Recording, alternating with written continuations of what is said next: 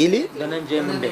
मग रोजगार आम्ही ते कामावर जाईन म्हणून बराचसे कांदायला हा तरी कामा आहे ती कामा प्रश्न आहे का काय ती त्यांचं ते राजकीय प्रश्न आहे ते आपल्या काही करोत काय आपल्याला काय त्याची देणं घेणं नाही ना.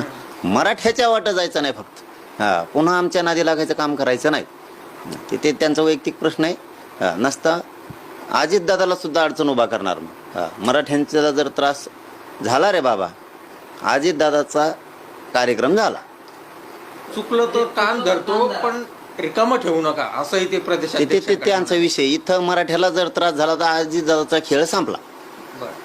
त्यानंतर छगन भुजबळ यांनी या धनंजय मुंडे यांच्या मागणीवर असं म्हटलेलं आहे की असं बोलले असतील तर पक्ष त्यांचा विचार करेल पण त्यांच्यासाठी माझ्याकडे एक काम आहे. स्वर्गवासी गोपीनाथराव मुंडे यांनी आपल्यासाठी जे काम सोडून गेलेले आहे ते ओबीसी आरक्षणाचे ते काम आहे. आपल्यासाठी तुम्ही त्यामध्ये सहभागी व्हा. गोपीनाथ मुंडे यांचं स्वप्न सुद्धा पूर्ण होईल. ती तसंच कामाला लावतो लोकाला अलिबाबा तसलेच कामाला लावतो म्हणजे त्याला खेळायला रान मोकळं राहतं ना मागं त्याला तेव्हा असा ना फुकटात जातीचा उपयोग करून घेतो. फुकटात कोणत्याही धनगरांचा असेल मराठ्यांचा असेल मायक्रो ओबीसी असन ओबीसी असन लमानी समाज असन रजपूत कायकडी असन या अशा गरीब ज्या जाती आहेत ना यांचा फुकटात उपयोग करून घेतो तेव्हा त्याचं साधितो. त्याला तेवढं ते लय भारी जमतं गेम बोलून लोक कामाला लावायचे आणि आपण मात्र हमेशा सत्तेच्या जवळ राहायचं. सगळ्यात नासका ओबीसीला डाग असन तर छगन भुजबळ.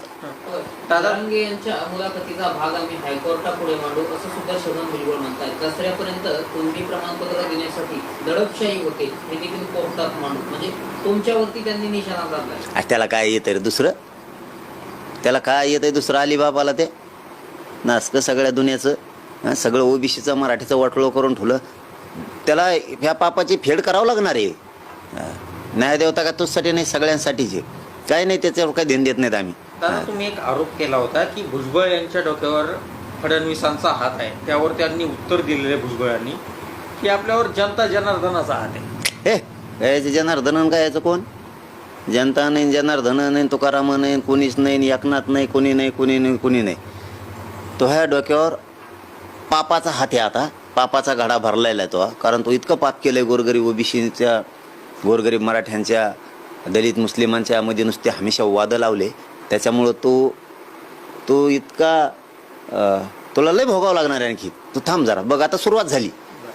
दादा मला सुनावणी होती ती सुनावणी घेण्यास खंडपीठाचा नकार दिलेला आहे. काही तांत्रिक अडचण असल्यामुळे या ज्या याचिका आहेत त्या खंडपीठाकडे सुनावणीसाठी